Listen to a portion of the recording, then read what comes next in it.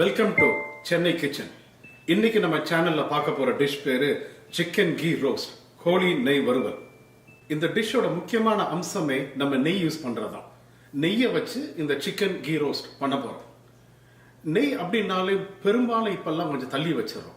ஆனா நெய் உடம்புக்கு ரொம்ப நல்லது. நெய்ல ஏகப்பட்ட விட்டமின் இருக்கு. கண்ணுக்கு நல்லது, கட்டுக்கு நல்லது, தோலுக்கு நல்லது, நிறைய நல்ல விஷயம் இருக்கு. நெய்யை பல வருட காலங்களாக சமையல்லையும் மற்றபடி மருத்துவ ரீதியாகவும் யூஸ் பண்ணிட்டு வராங்க. இப்போ சமீப காலத்தில் கூட எடுத்துக்கிட்டிங்கன்னா கீட்டோ பேலியோ டயட்டுகளில் நெய் யூஸ் பண்ணுறாங்க. ஸோ எப்படி நம்ம இந்த நெய்யை இன்னைக்கு யூஸ் பண்ணி இந்த கீ ரோஸ்ட்டை பண்ண போகிறோன்றதை பார்ப்போம். வாங்க இன்க்ரீடியன்ஸ்க்கு போகலாம்.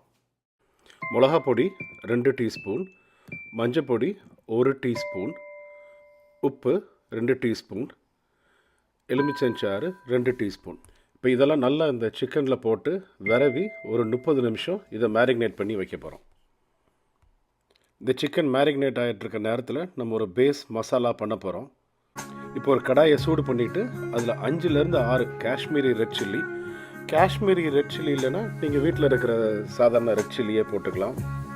அப்புறம் ஜீரகம் 2 டீஸ்பூன், பெருஞ்சீரகம் 2 டீஸ்பூன், கோரியாண்டர் சீட்ஸ், தனியா சீட்ஸ் 2 டீஸ்பூன்,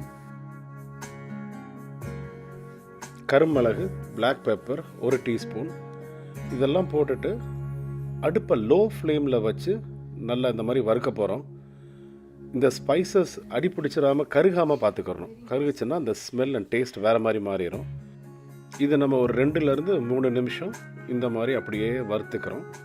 வறுத்துட்டு இந்த அடுப்பை ஆஃப் பண்ணி கொஞ்சம் நேரம் அதை அப்படியே ஆற வைக்கிறோம். இப்போ இந்த ஆறின மசாலாவை அரைக்க போகிறோம். அரைக்கிறதுக்கு அதோட இஞ்சி சேர்த்துக்கிறோம், பூண்டு, அப்புறம் சின்ன வெங்காயம். சின்ன வெங்காயம் இல்லாட்டி நீங்கள் பெரிய வெங்காயமே யூஸ் பண்ணிக்கலாம். நம்ம மசாலாவை அரைச்சி எடுத்து வச்சிடுறோம். இப்போ கடாயில் ஒரு 2லேருந்து 3 டீஸ்பூன் நெய் போட்டு சூடானதுக்கப்புறம் நம்ம அந்த மேரினேட் பண்ணி வச்சுருக்கிற சிக்கனை அதில் போட்டு கொஞ்சம் நேரம் அப்படியே லோ ஃப்ளேமில் வறுக்க போகிறோம்.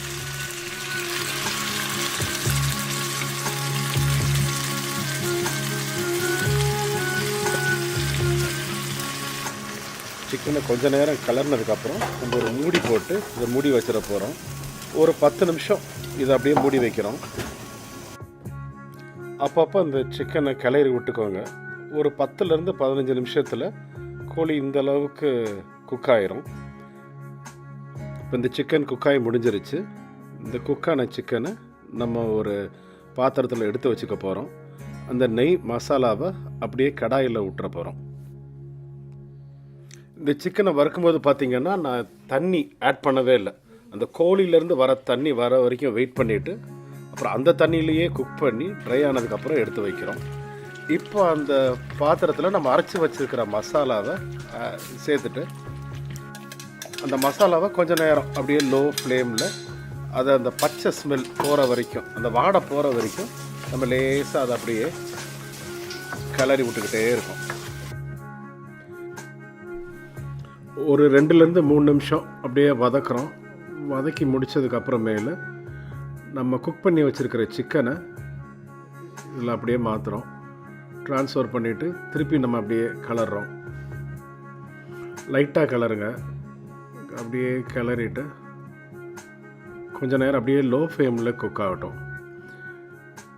கொஞ்சம் குக் ஆனதுக்கப்புறம் ஒரு 2 டீஸ்பூன் நெய், அந்த அரோமா டேஸ்ட் ஸ்மெல்லு கொடுக்கறதுக்காக 2 டீஸ்பூன் நெய் அதை போட்டு திருப்பி ஒரு 2லேருந்து 3 நிமிஷம் அப்படியே நல்லா கிளறோம்.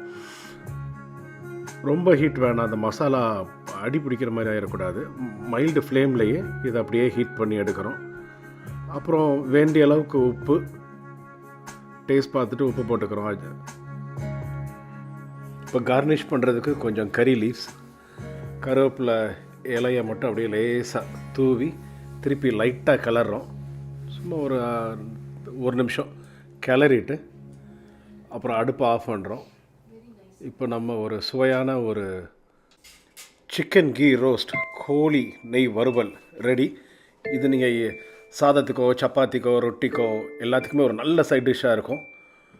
டெஃபினட்டாக ட்ரை பண்ணி பாருங்கள். நம்ம சமைச்ச இந்த சிக்கன் கீ ரோஸ்ட்டை இப்போ டேஸ்ட் பார்க்கலாம்.